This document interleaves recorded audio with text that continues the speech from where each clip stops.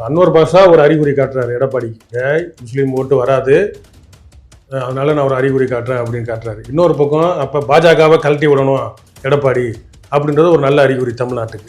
இன்னொரு பக்கம் காங்கிரஸ் கட்சியை பிடிச்சிட்டு தொங்குறது இவங்க. காங்கிரஸ் எங்களுக்கு எப்பயுமே எக்ஸ்ட்ரா லக்கேஜ் தான். காங்கிரஸ் நாங்க தூக்கி எறிய வேண்டியது இல்லை. நாங்க யாரையும் அது பண்ணாங்க. இந்தியா கூட்டணி இப்போ இருக்கோம். காங்கிரஸ்ங்கிறது அது இந்த தேசத்துக்கு சுதந்திரம் வாங்கி கொடுத்த ஒரு கட்சி. நாங்க அப்படித்தான் பாக்குறோம். அந்த கூட நம்ப மாட்டாங்க. அவங்க சுதந்திரம் வாங்கி கொடுத்தாங்க. அப்புறம் யார் வாங்கி கொடுத்தா? அவங்க பாட்டனா வாங்கி கொடுத்தாரு. இன்னும் சொல்ல போனா வேற எண்ணத்துக்கிட்ட எல்லாம் போய் பேசுவீங்க. உங்களை எல்லாம் எந்த நீங்க கட்சிக்காரன மாறா கூலிக்காரனா ஆக்கிட்டீங்களா 200 ரூபாய்க்கு 100 ரூபாய்க்கு? அதுக்கு மாடோட பேசுற தப்பு இல்லை ஐயா. நீங்க மாடோடய பேசுங்க. நீங்க அங்கேயே போய் பாருங்க. விஜய் தலைமைன்னா திரு சீமான் அவர்கள் ஏத்துக்க இயலாது. சீமான் தலைமையை ஏத்துக்கிறதா இருந்தா அவங்க 2 பேரும் ஒன்று சேருவாங்கிறது தான் எனக்கு கிடைச்ச ரிப்போர்ட்டு.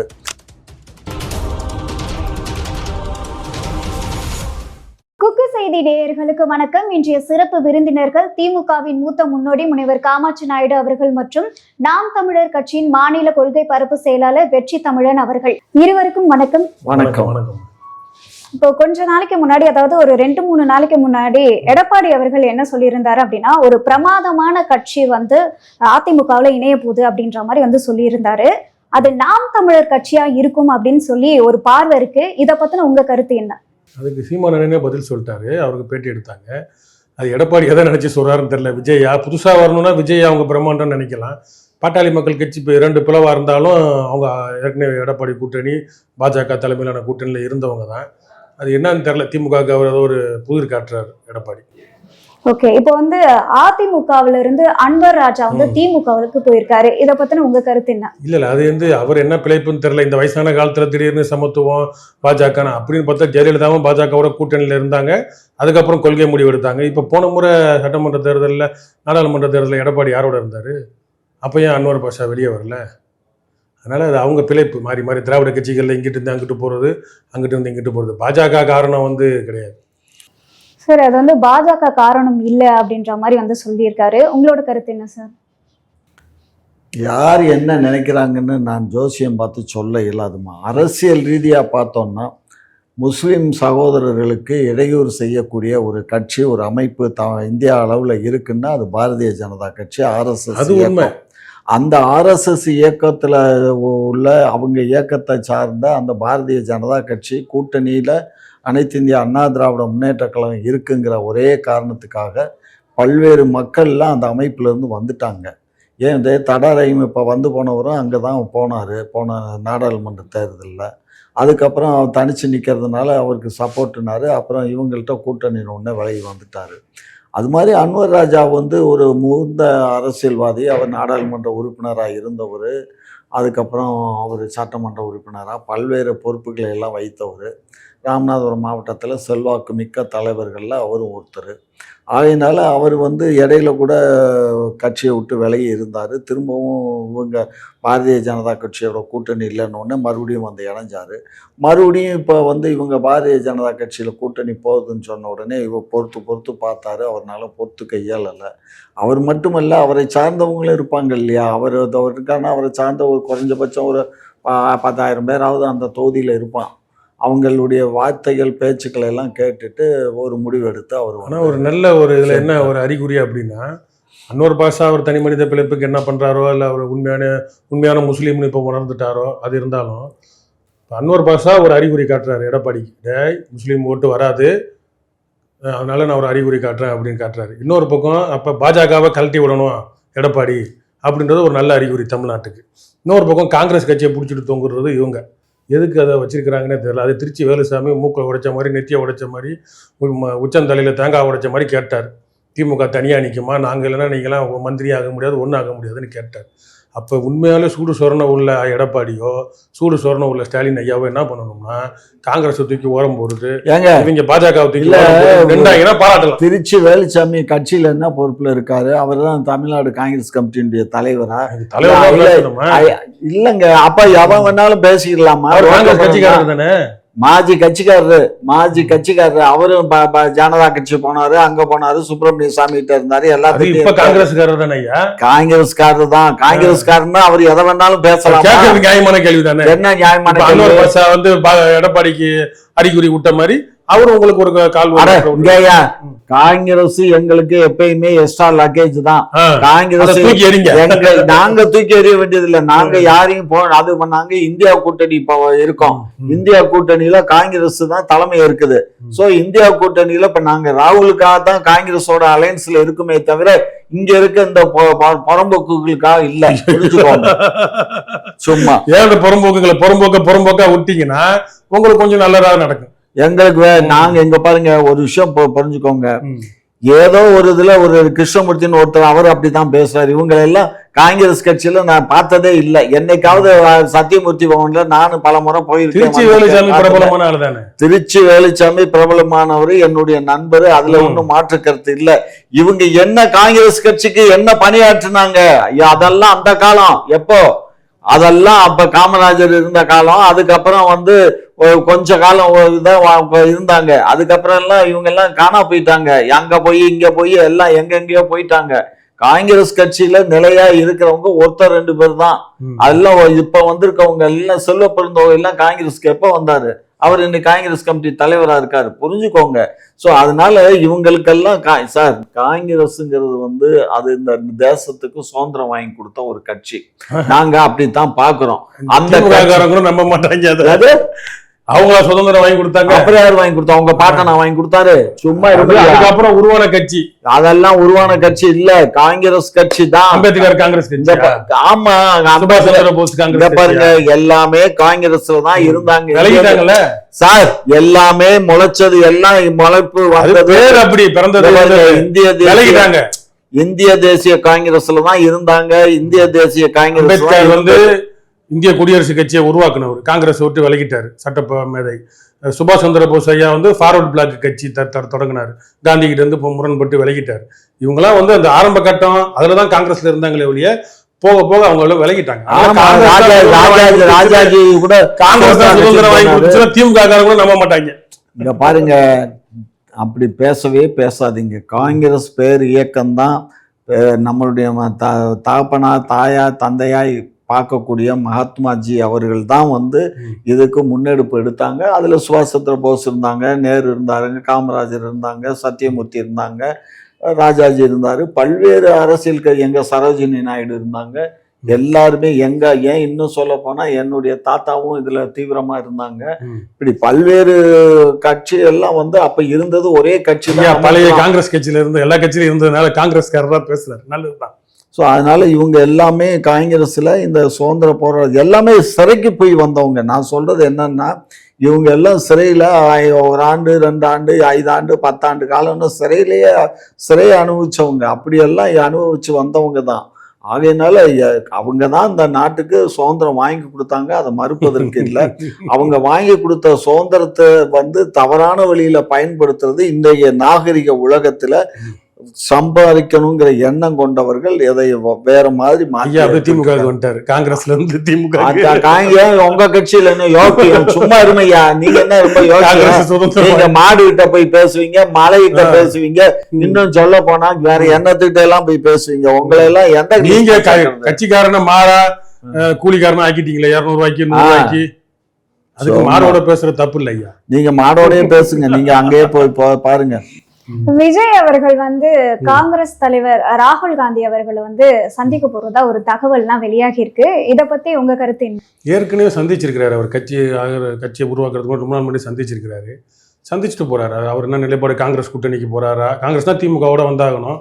அப்படின்னா விஜய்க்கு எத்தனை சீட்டு ஒதுக்குவாங்க என்னன்றது ஆனா தெரியும். சில பார்வை எப்படி இருக்கு அப்படின்னு பாத்தீங்கன்னா, இந்த காங்கிரஸ் வந்து திமுகவோட கூட்டணியை உடைச்சிட்டு மேபி வந்து விஜயோட தாவேகா கூட போலாம். போலாம் அப்படின்ற காங்கிரஸ் மாதிரி இவங்க சொல்றாங்க. தான் வந்து ஒட்டுணியை ஒட்டிக்கிட்டு உடவும் மாட்டாங்க, ஏதாவது பிடிச்சிட்டு திரிவாங்க. காங்கிரஸ் தான் என்ன பண்ணா 2G ஊழல் வழக்குல கனிமொழியவும் ராசாவையும் ஆட்சியில் இருக்கிறப்ப கூட்டணியில் இருக்கிறப்ப திமுக மந்திரி சபையில் இருக்கிறப்ப பிடிச்சி ஜெயிலில் போட்டான். அவன் ஒரு ஆட்டினான் திமுகவை. அதனால நீங்க சொல்ற மாதிரி இந்த கணக்கும் நடக்கலாம். திமுகவை தள்ளி விட்டுருவோம், பழைய திருட்டு கட்சி, இவன் புதுசாக வரான்ல, இவனுக்கு ரசிகர் மன்றம் அதிகமாக இருக்குது, கூட்டங்கள் அதிகமாக கூடுதுன்றதுனால அந்த ஒரு பிளான் நடக்கலாம். தெரில, சொன்ன மாதிரி சீமானண்ணன் சொன்ன மாதிரி எல்லா புதிரும் இன்னொரு 5-6 மாதத்துக்கு அப்புறம் வெடிக்கும். இதை பத்தின உங்க கருத்து என்ன ஐயா? ஏமா நான் விஜய் காங்கிரஸ் கூட்டணிக்கு போறாருன்னா அது நம்ப இயலாது. அவரு விட்ட சில ஆலோசனைகள் வாங்குறதுக்காக ராகுல்கிட்ட போய் பார்க்கலாம், சரியா? மற்றபடி இவர் கட்சியில காங்கிரஸ் வரப்போகுது அப்படிங்கிறத கனவுல கூட நீங்க நினைக்க வேண்டாம். நீங்க தான் கூட்டணி காங்கிரஸ் இல்லைனாலும் பரவாயில்ல அப்படின்றீங்க. அவரு போய் நாங்க இந்த பார்க்கறதுனால மாதிரி என்ன பிரச்சனை? இல்லை ராகுல் காந்தியை லவ் பண்றோம், இந்த கருப்பா இருக்கிறாங்க, எங்களுக்கு பிடிக்காது. இல்லைனாலும் பரவாயில்லை, இருக்குனாலும் பரவாயில்லைங்கிறதல்ல பிரச்சனை. ஆகையினால அவங்க இப்ப அங்க போக மாட்டாங்க, புரிஞ்சுக்கோங்க. அது அவங்க போறாங்கன்னா அதை பத்தி எங்களுக்கு கவலையும் இல்லை. அதையும் நீங்க எப்படி சொல்றேன், போக மாட்டாங்கன்னு சொல்றீங்க? போக மாட்டாங்க. அதை ஒட்டி வச்சிருக்கோம். எங்களுக்குள்ள உள்ள binding பாண்டி. எங்களுக்குள் எங்களால அவங்க எத்தனை நாடாளுமன்ற உறுப்பினர் இருக்காங்க நினைச்சு பாருங்க. அதனால அவங்களுக்கு எங்களுக்குள்ள இந்தியா கூட்டணியில அவங்க இருக்காங்க. ஸோ இந்தியா கூட்டணியில இருக்கும்போது ஒரு கட்சியில இருந்து இன்னொரு கட்சிக்கு அவ்வளவு ஈஸியா எல்லாம் போயிட மாட்டாங்க, நம்பகத்தன்மை இழந்துருவாங்க. சந்திரபாபு நாயுடு போனாரா இல்லையா? சந்திரபாபு நாயுடு எப்ப இருந்தாரு எங்களோட, எப்ப போனாரு? இந்த தேர்தலில் பிஜேபி பாஜக, அதுக்கு முந்தின தேர்தலில் போய் இந்தியா கூட்டணியில சென்னையில நடந்த மீட்டிங்லாம் வந்திருக்கிறாரு. அவர் நிதிஷ் தாங்க வந்தாரு, சந்திரபாபு நாயுடு வந்தாரு, நிதிஷ் வந்தாரு. வந்தாரு. அதனால நீங்க நினைக்கிற மாதிரி இல்லடா கண்ணு. அவர் எப்பயுமே பாரதிய ஜனதா கட்சி வெல்விஷர் தான் சந்திரபாபு நாயுடு. காரணம் என்னன்னா, காங்கிரஸ்ல இருந்துதான் ஆட்சியை அவங்க மாமா காங்கிரஸ்ல இவர் இருந்தாரு. அவங்க மாமா NT ராமாராவ் கட்சி ஆரம்பிச்சு அவர் சீஃப் மினிஸ்டராக இருந்தார். இவரை கொண்டு போய் ரெவன்யூ மினிஸ்டராக போட்டார். இவர் அந்த கட்சியில் அவங்க மாமா கிட்ட இருந்து இவர் அதை பறிச்சுக்கிட்டாரு, சரியா? ஆகையினால இதெல்லாம் மாமே மருமகிட்ட கட்சியை இழந்துட்டு அவர் பாவத்தானால ரொம்ப கஷ்டப்பட்டுக்கிட்டு இருந்தார். அதனால இதெல்லாம் அரசியலில் இது சகஜண்டாக்குன்னு எனக்கு கிடைச்ச தகவல் என்னன்னா, விஜய் தலைமைன்னா திரு சீமான் அவர்கள் ஏற்றுக்க இயலாது. சீமான் தலைமையை ஏற்றுக்கிறதா இருந்தால் அவங்க 2 பேரும் ஒன்று சேருவாங்கங்கிறது தான் எனக்கு கிடைச்ச ரிப்போர்ட்டு. அவர் அண்ணன் தானே, நம்ம விட்டு கொடுத்து இந்த தேர்தலில் போவோம், வெற்றி பெற்று ஆட்சி அமைச்சா அவங்க 2 ஆண்டு நாம் தமிழர் இருக்கட்டும், 2 ஆண்டு வெற்றி கழகம் இருக்கட்டும், 5 ஆண்டு காலம் ஆட்சி நிறைவு செய்வோம், நாடாளுமன்ற தேர்தலையும் 50-50 ஒதுக்கிடலாம் அப்படிங்கிற மாதிரி ஏதோ அவங்களுக்குள்ள பேச்சுவார்த்தைகள் இல்லாமல் இது வெளியில் வராது. எனக்கு என் காதுக்கு வந்திருக்குன்னு சொன்னாக்க ஏதோ ஒன்று அங்கே கசம்சா நடந்திருக்கு. கசம்சா நடக்கலைன்னா அது வெளியில் வருமா? 50-50 சீட்டை ஒதுக்கிறது 2.5 வருஷம் சீமானுடைய தலைமையை ஏற்றுக்கிட்டு நிற்கிறது அப்படிங்கிற மாதிரி ஒரு கேள்வி. அது இப்போ அதில் என்ன பிரச்சனைன்னா, தலைமை ஏற்கக்கூடியவங்க தான் தேர்தல் செலவுக்கு ஓரளவுக்கு பணம் கொடுக்கணும். அது மாப்பிள்ளை அதுக்கு ஏதோ முட்டுக்கட்ட போடுறாரு போல் தெரியுது. அதனால தான் அது இப்போ இதாக இருக்குது. ஏன்னா இவரும் சொல்கிறார்ல, என் தலைமை ஏற்று வர்ற கட்சி எங்கள் கூட்டணிக்கு வரலான்னு சொல்லிட்டு இருக்காருல்ல, அதனால தான். கருத்து சரியா சொல்ற மாதிரி இது கொஞ்ச நாள் முன்னாடி வந்துச்சு. அதுக்கப்புறம் இந்த பெரியார் கொள்கை, இந்த மாநாடு, இப்போ அடுத்த மாநாடு போட போறாங்க விஜய் கட்சி. மாநாடு மட்டும் தான் போடுறாங்க, வேற எதுவும் என்ன பண்றாங்கன்னு தெரியல. நீங்களும் மாநாடு மட்டும் தானே போட்டுட்டு இருக்கீங்க, வேற எதுவும் பண்ணலையா? மரங்களுக்காக மாநாடு பண்றதா சொல்லிருக்கீங்க. மரங்களுக்காக மாநாடு பண்றதை மரங்களை நடலாம் இல்லையா? நடந்துட்டு தானே இருக்கும். ஒரு வருஷமா பனை நடுவுல நடந்துட்டு தானே இருக்கு. நாங்க எல்லா இடத்துலயும் பண்ணிட்டு தானே இருக்கோம். சுற்றுச்சூழல் பாசறைன்னு நாங்க வச்சதுக்கு அப்புறம் தான் இவங்க கட்சி பனைமரம் நட்டதுக்கு அப்புறம் தான் அவரு கல்ல இறக்குனாரு அன்னைக்கு பனைமரத்துல ஏறி. அதெல்லாம் இவங்க கட்சி இப்போ இந்த கட்சி ஆரம்பிச்ச சுற்றுச்சூழல் பாசறை ஆரம்பிச்ச பிறகு 50 வருஷம் அரை நூற்றாண்டு கட்சி இப்போதான் அந்த அணி, சுற்றுச்சூழல் அணின்னு ஒரு 2-3 வருஷத்துக்கு முன்னாடி ஆரம்பிச்சாங்க எங்களை பார்த்து. அதனால பனைமரத்தை நடுறாங்களாம், பனைமரத்தை நட்டு கல்ல இறக்குறாங்களாம். அதெல்லாம் கிட்டத்தட்ட 50 வருஷம் 60 வருஷம் பனைடா. பனை பார்த்துட்டு தானே வளர்ந்துறாருதான். பனைமரம் வச்சவன் பார்த்துட்டு சாவான், தென்னை மரம் வச்சவன் தின்னுட்டு சாவான்னு பழமொழி, புரியுதா? அதனால இவங்க வாய்க்கு பத்தாம வாய்க்கொழுப்பு எடுத்துட்டு போய் பேசுறது இவங்களுக்கு அதே பழக்கம். அதை இவங்க பேசுறாங்களேன்னு அவர் சீமான் ஐயா அவர்களும் இவங்க நம்ம தம்பிகளை நம்ம விட்டு கொடுக்க கூடாதுன்னு அவரு விட்டு கொடுக்குறாரு. அவ்வளவுதான். ஆனா திமுகல இருக்கிற வாய்க்கொழுப்பு RS பாரதி, திருச்சி சிவா எல்லாம் வயசு பொன்முடி இவங்கெல்லாம் வந்து வயசு ஆக ஆக போயிட்டே இருக்கு. எதுவும் இப்போ பாமக வந்து அந்த 10.5% இடஒதுக்கீடுக்காக ஆர்ப்பாட்டம் வந்து பண்ணியிருக்காங்க. இதை பத்தின உங்க கருத்து என்ன? அது திடீர் என்ன ஒரு அதிர்ச்சினா 10.8% நடுவில் வந்து எடப்பாடி கொடுத்தாரு, ஸ்டாலினும் அதை திரும்ப வச்சிருந்தாரு. அப்புறம் அது கோர்ட் நீதிமன்றம் போய் ஏதோ தடை வாங்கினாங்க. அதுக்கு தான் சாதிய வாரி கணக்கெடுப்பு இந்தியாவில் பல இடங்களில் நடந்திருக்கு, பீகாரில் நடந்திருக்கு. இப்போ சமீபத்தில் மாநில அரசு முன்னெடுத்திருக்கு. அதை முன்னெடுங்கன்னு தான் நாம் தமிழர் கட்சி சார்பாகவும் பல அமைப்புகளும் சேர்ந்து போராட்டம் பண்ணி வலியுறுத்திட்டு இருக்கிறோம். அதை எடுத்துட்டா 10.5 2.5 தெரிஞ்சு போகும் எந்தெந்த சமூகம் எவ்வளோ இருக்கு அப்படின்றது. ஆனால் இப்போ 18 கேட்டுக்கிறாரு யாரு அன்புமணி வந்து, அதெல்லாம் கிடையாது, 10.5 கிடையாது, 18%. அவருக்கு 48 கூட கேட்கட்டும். அது அவரோட ஆளுங்களை கணக்கு வச்சு எக்கச்சக்கமாக சொல்லலாம். எல்லா சமுதாயத்தையும் நம்ம மதிக்கணும். அப்படின்றப்ப சாதிவாரி கணக்கெடுப்பு இந்த சமூக நீதி பேசிக்கிட்டு இவங்க வெத்து உதாரணம் தான் பண்ணிட்டு இருக்கிறாங்க. இவங்க உண்மையாலே மனசாட்சியோட இருந்தாங்கன்னா தமிழ்நாடு ஒரு மாதிரி மாநிலமா இவங்க சொல்ற திராவிட மாடல்னே வச்சுப்போம். சாதிவாரி கணக்கெடுத்து அதுக்கேற்ற மாதிரி இடஒதுக்கீடு பிரிச்சு கொடுத்தாங்கன்னு வச்சுக்காங்களேன், சிறப்பா இருக்கும். இதை பத்தின உங்க கருத்து என்ன ஐயா? இல்ல அவர் வந்து அவர் திரு அன்புமணி அவர்கள் பேசுவது முன்னாள் ஒரு நாடாளுமன்ற உறுப்பினர், மத்திய அமைச்சராக இருந்தவர். அவருக்கு வந்து பேசுறாரு அப்படின்னு சொன்னால், அவர் நாடாளுமன்ற உறுப்பினராகவும் அமைச்சராகவும் யாருக்காக இருந்தார்? நாட்டுக்காக, நாட்டு மக்களுக்காகத்தான் இருந்தார். அவர் இப்போ தன்னுடைய ஒரு ஜாதியை வச்சுக்கிட்டு, ஒரு ஜாதிக்கு எனக்கு 18% விழுக்காடு வேணும், உடனடியாக எங்களுக்கு நடவடிக்கை எடுக்கணும் அப்படின்னு சொல்லி ஒரு ரவுடி குரூப்பு ரவுடிசம் தான் பண்ணாங்க. இன்னைக்கு பாருங்க, பஸ்ல எல்லாம் ஏறிக்கிட்டு என்ன அட்டூழியம் பண்ணாங்க. உங்க கட்சியிலேருந்து கற்றுக்கிட்டு தான் அது பண்ணது ஒரு தப்பு தான். அந்த பஸ்ல எல்லாம் இல்ல அவர் 18% கேட்கிறாரு, தப்பு இல்ல, ஜாதி அரசியல் பண்றாருல்ல.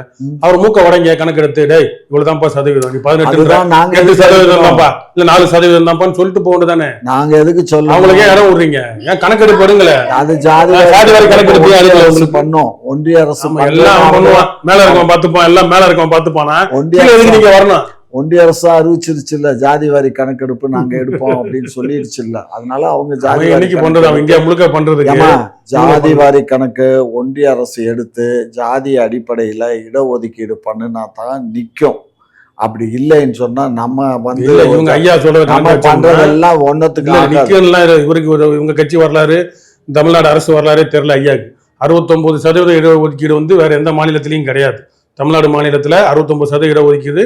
அதுக்கு தான் ஜெயலலிதாவுக்கு வந்து கி வீரமணி விருதுலாம் கொடுத்தாரு, திராவிட இயக்க விருது ஏதோ கொடுத்தாங்க, வீரமங்கைன்னு ஏதோ கொடுத்தாங்க. அது போல மாநில அரசுக்கு உரிமை இருக்கு. நம்மளே எடுத்து முன்மாதிரியா இந்தியா முழுக்க அவன் என்னைக்கு செஞ்சு முடிச்சு என்னைக்கு அதை நடைமுறைப்படுத்துறது? இவங்களுக்கு அக்கறை இல்ல. எடப்பாடி அவர்களுடைய ஆட்சி காலத்துலதான் இதுக்கு வந்து ஓகேவே பண்ணிருக்காங்க, இந்த மாதிரி இடஒதுக்கீடு நாங்க கொடுக்குறோம் அப்படின்னு சொல்லி. அது கொடுக்கறதுக்கு அவங்களுக்கு அதாவது பவர் இருக்கு. ஆனா சாதிவாரி கணக்கு எடுக்கிறதுக்கு பவர் இல்லைன்னு சொல்றது. அவர் ஜாதிவாரி கணக்கெடுப்பை எடுத்து ஒதுக்கி இருக்கலாம்ல. அவரு ஓட்டு அரசியல் எடப்பாடி வந்து என்ன பண்ணிருக்கணும், ஒரு கமிட்டி கத்திரிக்காய் எல்லாம் போட்டார்ல, என்ன பண்ணாரு, புடுங்கினாரு. ஜாதிவாரி கணக்கு ஒவ்வொரு ஜாதிக்கும் இந்த ஜாதி இவ்வளவு மக்கள் தொகை இருக்கு, அது தகுந்த மாதிரி இதை இடஒதுக்கீடு. அவரு 1 இயர் ஓட்டு கணக்கு பார்த்தாரு. எடப்பாடி கூட்டணிக்கு போனாங்க, 1 இயர் ஓட்டு கணக்கு பார்த்தாரு. வந்த ஸ்டாலின் வந்ததுக்கு அப்புறம் இவரும் கணக்கு பார்த்து கம்முன்னு தான் இருந்தாரு. நீதிமன்றத்துல போய் போராடி எல்லாம் பிரச்சனை வந்தோன்னா அப்படியே திரும்ப பெற்றுட்டாங்க. ஜாதிவாரி கணக்கெடுப்பு தமிழ்நாட்டில் எடுத்தா நம்ம வந்து இடஒதுக்கீடு பண்ண இயலாது, உள் ஒதுக்கீடு தான் பண்ண இயலும். இந்த உள் ஒதுக்கீடு பண்ணுனா எந்த கட்சியும் எந்த ஜாதியும் ஏற்றுக்காது. இப்போ இவங்க பண்ணதுக்கு இன்க்ளூடிங் எங்கள் அமைப்பில் இருந்தே நாங்கள் சுப்ரீம் கோர்ட்லேயும் நாங்கள் கேஸ் போட்டோம், ஹைகோர்ட்டில் போட்டோம், ஜெயித்தோம், சுப்ரீம் கோர்ட்லேயும் போட்டோம். சரியா? ஆகையினால இது வந்து ஒரு தனிப்பட்ட ஒரு சமுதாயத்துக்கு மாத்திரம் 10.5 கொடுக்கணுங்கிறது எந்த வழியிலும் நியாயம் இல்லை. நீங்க செஞ்சு சொல்லுங்க. 118 இருமா, 118 ஜாதி தான் எம்பிசியில் இருக்கு. 118 ஜாதி எம்பிசியில் இருக்கு. 118 ஜாதியில் ஒரு ஜாதிக்கு இதுதான் வந்து 10.5. அதுக்கப்புறம் எம்பிசி ஜென்ரல் கோட்டாலையும் அவங்க வருவாங்கங்கிறான். அதுக்கப்புறம் ஓபிசிலையும் அவங்க வருவாங்கங்கிறான். இதெல்லாம் வந்து பெரிய ஒரு முட்டாள்தனமான ஒரு முடிவுமா. அதனால ஒன்றிய அரசு ஒரு முடிவு எடுத்து ஒன்றிய அரசு அறிவிக்கட்டும். அது எல்லா மக்களுக்குமானதாக இருக்கணும், எல்லா மக்களும் ஏற்றுப்போம், அவ்வளோதான்.